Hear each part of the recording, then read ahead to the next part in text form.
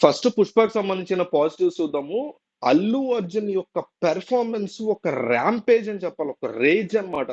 ఒక ఒక ప్రళయం సృష్టించేసాడు థియేటర్‌లో. అంత బిగ్గెస్ట్ పెర్ఫార్మన్స్ చేశాడు. ఇంకోసారి నేషనల్ అవార్డ్ వచ్చినా ఆశ్చర్యపోక్కర్లేదు. ఆ లెవెల్‌లో పెర్ఫార్మ్ చేశాడు.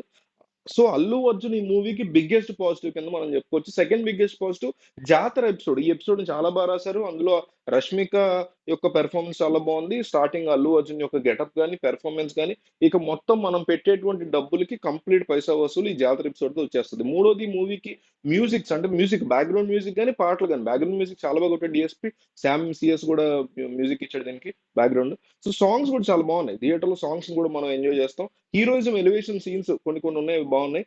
నార్త్ ఇండియన్ ఆడియన్స్‌కి ఈ మూవీ బీభత్సంగా ఎక్కుద్ది. పర్ఫెక్ట్ కమర్షియల్ ఫిల్మ్ ఆళ్ళకి. భయంకరంగా ఎక్కేస్తది. ఇక మీకు నార్త్ బెల్ట్ పూనకాలతో ఊగిపోద్ది ఇట్లాంటి సీన్‌లకి. ఇక ఇవి పాజిటివ్స్. నెగెటివ్స్ విషయానికొస్తే సుకుమార్ యొక్క రైటింగ్ నేను చాలా పెద్ద ఫ్యాన్‌ని సుకుమార్‌కి. నాకు అస్సలంటే అస్సలు నచ్చలేదు. సుకుమార్ యొక్క రైటింగ్ వీకెస్ట్ థింగ్ ఈ మూవీలో అనిపించింది. ఇంటర్వెల్ బ్యాంగ్ ఎంత రాసాడో. Interval sorry plus swimming pool episode ఎంత రాసాడో. దాన్ని మూవీలో మిగతా ఎక్కడా కూడా మినిమమ్ కూడా ఇంపాక్ట్ చూపించలేకపోయాడు. అంటే నాకేమనిపించిందంటే ఫస్ట్ పార్ట్ బాగా ఆహ్, బాగా ఫేమస్ అయిపోయింది కాబట్టి దాన్ని క్యాష్ చేసుకోవడానికి సెకండ్ పార్ట్ తీశారు. సో, దానికోసం స్టోరీ ఏమి లేక దాన్ని అడపాదడపా అట్లా చేసేసాడని నాకనిపించింది. అంటే బేసిక్‌గా ఫస్ట్ పార్ట్ హిట్ అయింది కాబట్టి దాన్ని క్యాష్ చేసుకోవడానికి సెకండ్ పార్ట్ తీశారు తప్ప స్ట్రాంగ్ స్టోరీ గాని, దానికి సంబంధించి ఒక ఎమోషన్ గాని, ఏ కైండ్ ఆఫ్ ఇంట్రెస్టింగ్ పాయింటే లేదు. అండ్ సినిమాలో లూజ్ ఎండ్స్ చాలా ఉన్నాయి. ఫర్ ఎగ్జాంపుల్ ఇంత ఫేమస్ అయినటువంటి 'ఫహద్ ఫాజిల్' క్యారెక్టర్ కూడా అబ్రప్ట్‌గా ఎండ్ అయిపోవడం. అబ్రప్ట్ సీన్స్ చాలా అంటే అబ్రప్ట్ ఎండింగ్స్ కొన్ని క్యారెక్టర్స్‌కి ఇచ్చారు. అసలేం బాలేదవి. కిడ్నాప్ క్లైమాక్స్ జరిగే కిడ్నాప్‌కి సంబంధించినటువంటి ఫైట్ ఓవర్ ద బోర్డ్ ఉంది. విపరీతమైనటువంటి వైలెన్స్, స్క్రీన్ మొత్తం బ్లడ్ ఈ కైండ్ ఆఫ్ చాలా డిస్టర్బెన్స్‌గా ఉంది. ఫైట్ బావుంది గానీ ఓవర్ ద బోర్డ్ అనిపించింది. 'ఫహద్ ఫాజిల్' లాంటి ఒక పెర్ఫార్మర్ తీసుకున్నారు. అతనికి మంచి క్యారెక్టర్ ఇచ్చారు. అద్భుతంగా అతను పెర్ఫార్మ్ చేశాడు. కానీ ఈ మూవీలో ఒక స్ట్రాంగ్ విలన్ క్యారెక్టర్ కింద అతను టర్న్ ఔట్ చేయొచ్చు. అదసలు చేయలేదు. కామెడీ యాంగిల్‌లో అతన్ని ఎక్కువగా వాడుకోవడం అనేది కూడా నాకసలు నచ్చలేదు ఎందుకో. ఎందుకంటే ఒక స్ట్రాంగ్ విలన్ లేడు ఈ సినిమా. 'జగత్ బాబు' విలన్ లేడు కాదు ఈ సినిమాలో. 'రావు రమేష్' కాదు.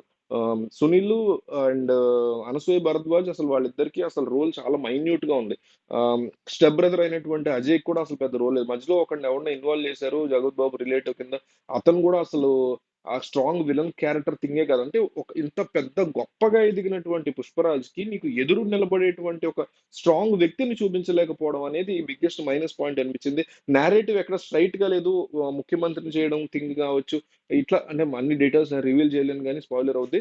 సో, ఒక దాని మీద దిగుతాడు 'పుష్పరాజ్' స్టార్టింగ్‌లో. మళ్ళీ అక్కడి నుంచి ఇంకో వైపు డైవర్ట్ అవుద్ది. క్లైమాక్స్ సినిమా ఎటో ఎళ్తది. మళ్ళీ ఎమోషన్, ఫ్యామిలీ సెంటిమెంట్ ఇట్లా రకరకాల థింగ్స్ క్లమ్జీ చేశారు. చెప్తున్నాగా నాకనిపించిందేంటంటే బేసిక్‌గా ఒక ఫస్ట్ పార్ట్ హిట్ అయిందబ్బా! దాన్ని ఎట్లాగైనా క్యాష్ చేసుకోవాలని అనుకున్నారు. చేశారు బానే ఉంది. కానీ అదేదో బోయపాటితోనో, లేకపోతే అనిల్ రావిపూడితోనో ఆ కైండ్ ఆఫ్ చేశారని అర్థం చేసుకోవచ్చు. సుకుమార్‌ని పెట్టారు కదా! ఒక మంచి కథ రాసుకోవచ్చు కదా! దానికి ఇంట్రెస్టింగ్ ఎలివేషన్ అంటున్నా. మంచి క్రియేటివ్ స్క్రీన్ ప్లే ఇచ్చి దాన్ని చాలా నీట్‌గా తీసుకోవచ్చు కదా! అదేమీ లేకుండా అక్కడో ముక్క ఇస్తారు. 'పుష్పరాజ్' క్యారెక్టర్ మనం ఆల్రెడీ కనెక్ట్ అయి ఉంటాం కాబట్టి, ఓకే 'పుష్పరాజ్' లైఫ్ ఇట్లా అయిందన్నమాట అని చప్పట్లు కూడా బయటకొచ్చేస్తాం.